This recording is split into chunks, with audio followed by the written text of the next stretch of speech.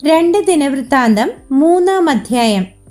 അനന്തരം ശലോമോൻ യെരൂശലേമിൽ തന്റെ അപ്പനായ ദാവീദിന് യഹോവ പ്രത്യക്ഷനായ മോറിയ പർവ്വതത്തിൽ യെബൂസിനായ ഒർന്നാന്റെ കളത്തിങ്കൽ ദാവീദ് വട്ടം കൂട്ടിയിരുന്ന സ്ഥലത്ത് യഹോവയുടെ ആലയം പണിവാൻ തുടങ്ങി. തന്റെ വാഴ്ചയുടെ 4-ാം ആണ്ടിൽ 2-ാം മാസം 2-ാം തീയതി ആയിരുന്നു അവൻ പണി തുടങ്ങിയത്. ദേവാലയം പണിയേണ്ടതിന് ശലോമോൻ ഇട്ട അടിസ്ഥാനത്തിന്റെ പരിമാണമോ മുമ്പിലത്തെ അളവിൻ പ്രകാരം അതിന്റെ നീളം 60 മുഴം, വീതി 20 മുഴം, മുൻഭാഗത്തുള്ള മണ്ഡപത്തിന് ആലയത്തിന്റെ വീതിക്കൊത്തവണ്ണം 20 മുഴം നീളവും 120 മുഴം ഉയരവും ഉണ്ടായിരുന്നു. അതിന്റെ അകം അവൻ തങ്കം കൊണ്ട് പൊതിഞ്ഞു. വലിയ ആലയത്തിന് അവൻ സരളമരം കൊണ്ട് മച്ചിട്ടു. അതിനെ തങ്കം കൊണ്ട് പൊതിഞ്ഞു. അതിന്മേൽ ഈന്തപ്പനയും ലതയും കൊത്തിച്ചു. അവൻ ഭംഗിക്കായിട്ട് ആലയത്തെ രത്നം കൊണ്ട് അലങ്കരിച്ചു. പൊന്നോ പർവ്വതീം പൊന്ന് ആയിരുന്നു. അവൻ ആലയവും തുലാങ്ങളും കാലുകളും ചുവരുകളും കതകുകളും പൊന്നുകൊണ്ട് പൊതിഞ്ഞു. ചുവരിന്മേൽ കെരൂബുകളെയും കൊത്തിച്ചു. അവൻ അതിവിശുദ്ധ മന്ദിരവും ഉണ്ടാക്കി.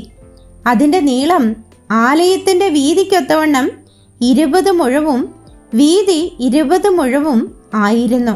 അവൻ 600 താലന്ത് തങ്കം കൊണ്ട് അത് പൊതിഞ്ഞു. ആണികളുടെ തൂക്കം 50 ശേക്കൽ പൊന്നായിരുന്നു. മാളിക മുറികളും അവൻ പൊന്നുകൊണ്ട് പൊതിഞ്ഞു. അതിവിശുദ്ധ മന്ദിരത്തിൽ അവൻ കൊത്തുപണിയായ 2 കെരൂബുകളെ ഉണ്ടാക്കി പൊന്നുകൊണ്ട് പൊതിഞ്ഞു. കെരൂബുകളുടെ ചിറകുകളുടെ നീളം 20 മുഴം. ഒന്നിന്റെ ഒരു ചിറക് ആലയത്തിന്റെ ചുവരോട് തൊടുന്നതായി 5 മുഴവും മറ്റേ ചിറക് മറ്റേ കെരൂബിന്റെ ചിറകോട് തൊടുന്നതായി 5 മുഴവും ആയിരുന്നു. മറ്റേ കെരൂബിന്റെ ഒരു ചിറക് ആലയത്തിന്റെ ചുവരോട് തൊടുന്നതായി 5 മുഴവും മറ്റേ ചിറക് മറ്റേ കെരൂബിന്റെ ചിറകോട് തൊടുന്നതായി 5 മുഴവും ആയിരുന്നു. ഈ കെരൂബുകളുടെ ചിറകുകൾ 20 മുഴം നീളത്തിൽ വിടർന്നിരുന്നു. അവ കാലൂന്നിയും മുഖം അകത്തോട്ട് തിരിഞ്ഞും നിന്നിരുന്നു. അവൻ നീലനൂൽ, ധൂമ്രനൂൽ, ചുവപ്പുനൂൽ, ചണനൂൽ എന്നിവ കൊണ്ട് തിരശീല ഉണ്ടാക്കി അതിന്മേൽ കെരൂബുകളെയും നെയ്തുണ്ടാക്കി. അവൻ ആലയത്തിന്റെ മുൻപിൽ 35 മുഴം ഉയരമുള്ള 2 സ്തംഭമുണ്ടാക്കി. അവയുടെ തലക്കിലുള്ള പോതികയ്ക്ക് 5 മുഴം ഉയരമുണ്ടായിരുന്നു. അന്തർമന്ദിരത്തിൽ ഉള്ളതുപോലെ മാലകളെ അവൻ ഉണ്ടാക്കി സ്തംഭങ്ങളുടെ തലയ്ക്കൽ വെച്ചു.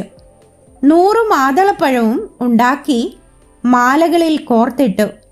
അവൻ സ്തംഭങ്ങളെ മന്ദിരത്തിന്റെ മുൻപിൽ ഒന്ന് വലത്തും മറ്റേത് ഇടത്തും നിർത്തി. വലത്തേതിന് യാഖീൻ എന്നും ഇടത്തേതിന് ബോവസ് എന്നും പേർ വിളിച്ചു.